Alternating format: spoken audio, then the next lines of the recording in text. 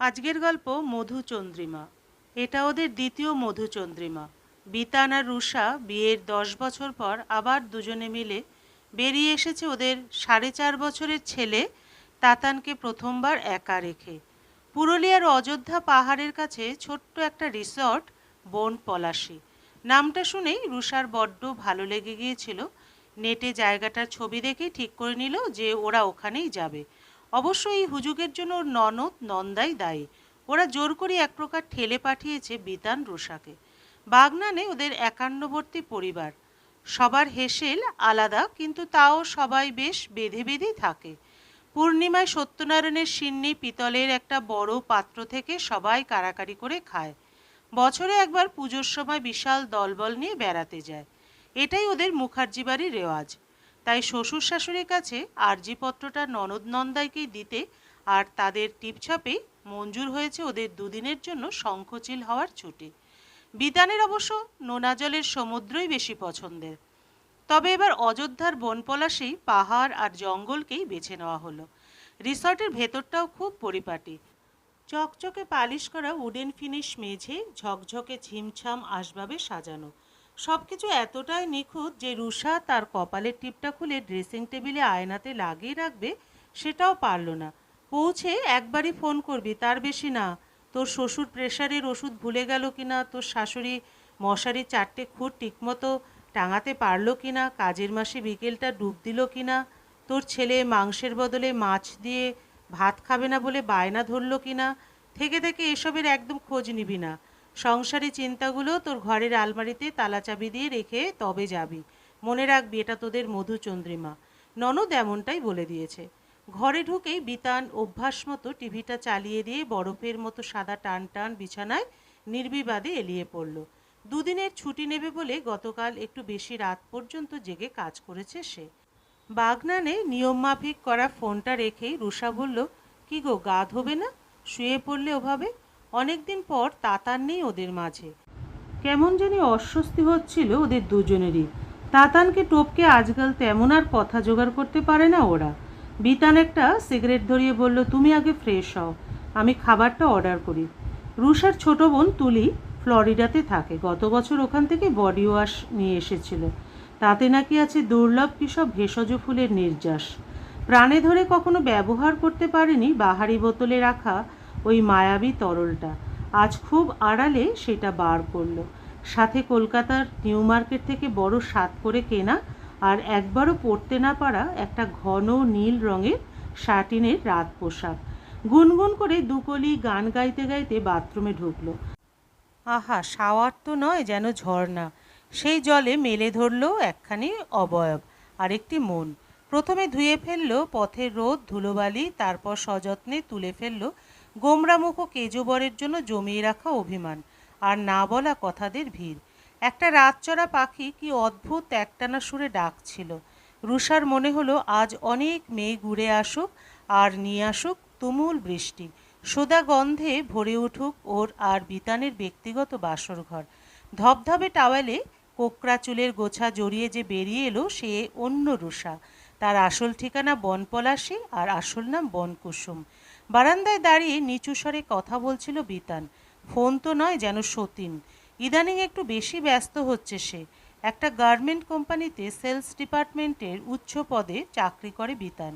দিনরাত অফিসের ফোন এসেই চলে, কিন্তু আজ রুষা রাগ করল না, বরং পা টিপে টিপে পেছনে গিয়ে দাঁড়ালো। তারপর হরিণীর ক্ষিপ্রতায় কান থেকে ফোনটা কেড়ে নিয়ে সুইচ অফ করে দিল। বিতান বলল, কি ছেলে মানুষই করছো? দরকারি ফোন ছিল হেড অফিস থেকে, শিগগিরই দাও। দেব না, কিছুতেই দেব না। আজ তোমার এই ফোনটা আমি ভেঙেই ফেলবো, উত্রল তোলা গলায় বলল রুষা। বিতান আর রুষা বহুকাল ঝগড়া করেনি। লক্ষ্মী বউটার এমন রূপ দেখে বিতানও অবাক হলো। তবে অবাক হওয়ার মুহূর্তটা জাঁকিয়ে বসার আগেই বেরসিক রুম সার্ভিসের ছেলেটা ডিনার নিয়ে হাজির।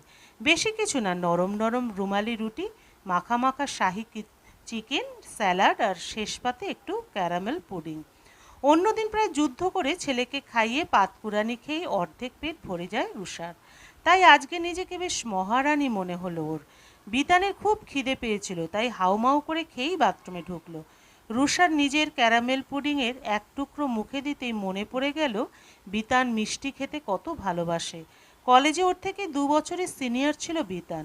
নিজের টিউশনি করা টাকা জমিয়ে রুষার জন্মদিনে যে ছোটোখাটো উপহারগুলো দিত তার মধ্যে রঙিন কাগজে মোড়া একটা ক্যাডবেরি অবশ্যই থাকতো।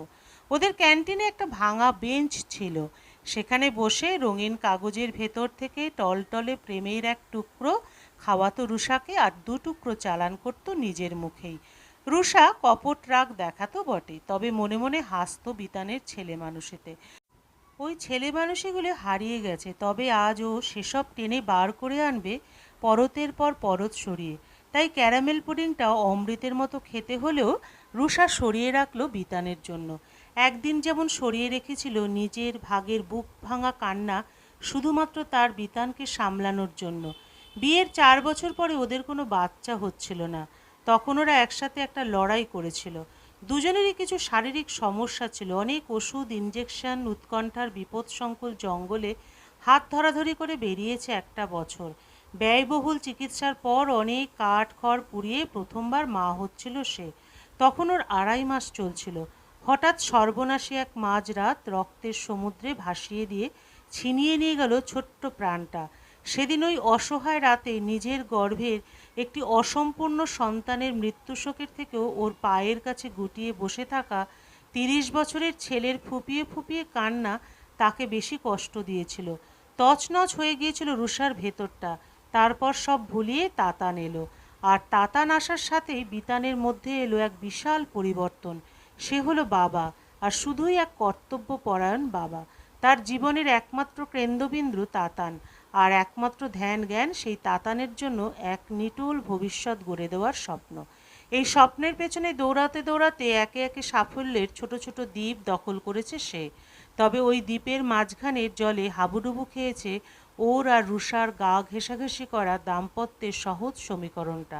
ইদানিং অনন্যা বলে কারোর ফোন এলেই বিতান খুব তাড়াহুড়ো করে ফোনটা ধরে এবং ফোন নিয়ে দূরত্বে যায়। তবে বিতানের চোখের দিকে তাকিয়ে কখনো কোনো অশনি সংকেত লক্ষ্য করেনি রুষা, তাই এই নিয়ে কোনো প্রশ্নও করেনি। এমনিতেও ওর কাজের জগতে রুষা অনুপ্রবেশ করে না, তবে আজ ফোনটা কিছুতেই সে অন করবে না।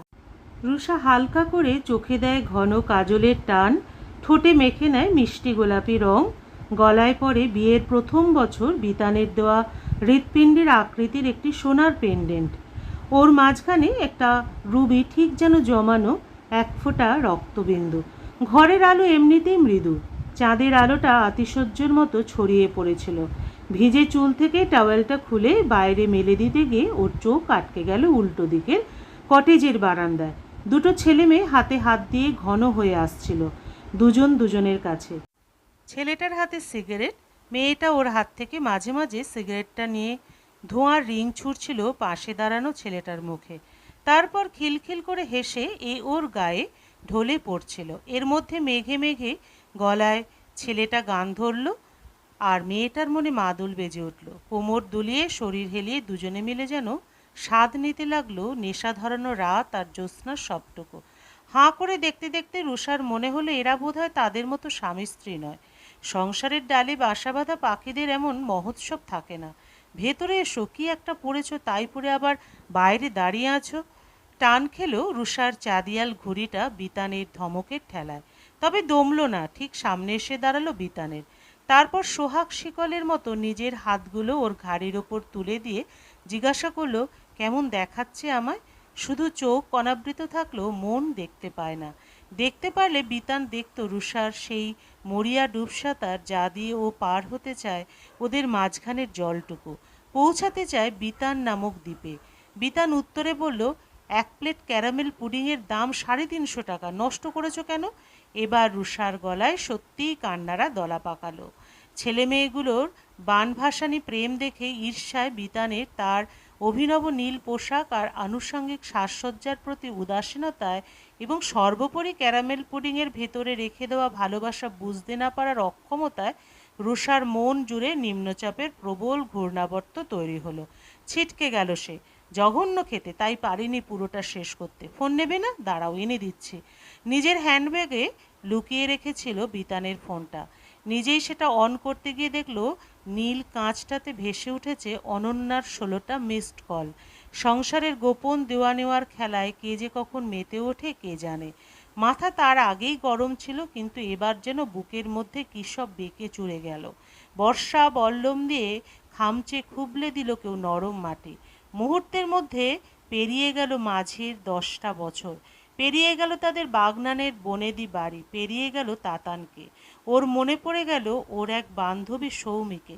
বিতান ফিজিক্স নোটের সাথে একটা ছোট্ট চিরকুট দিয়েছিল ওকে, আমার পরানো যাহা চাই তুমি তাই।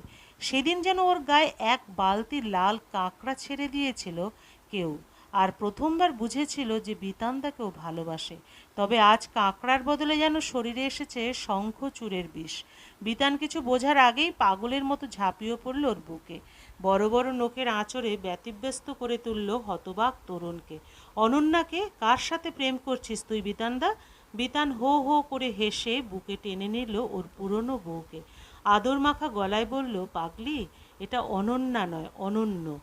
ইংরেজিতে দুটি বানানই এক। অনন্য উপাধ্যায় আমাদের এইচআরের হেড। আমার ট্রান্সফারের অর্ডার এসেছে 1 মাস আগে। 1 বছরের জন্য দুবাই পাঠিয়ে দিচ্ছিল তোর বরকে ওরা। ওকে ধরেই কোনো মতে আটকালাম ব্যাপারটা। এখনও যে থাকতে পারি না একদিনও তোকে না দেখে। 1 বছর কী করে কাটাবো? আসার সময় দেখলাম আমাদের কটেজের পাশে একটা বেঞ্চ আছে, কিন্তু ভাঙা না। কাল একটা ক্যাডবেরি কিনে ওখানে বসে খাওয়াবো তোকে, কেমন? অনেক দিন পর বিতান আর রুষা তুই তোকারি করলো। রুষা কিছুতেই মুখ তুলল না। বিতানের বুক ভিজতে লাগলো রুষার চোখের জলে। দুটো কপত কপতির ডানার ঝটপটানিতে ঝরে পড়ল প্রেম। আটপৌরে ভালোবাসার রাত গাঢ় হলো মধুর মতো। জেগে রইল হাজার নক্ষত্র আর একলা চাঁদ।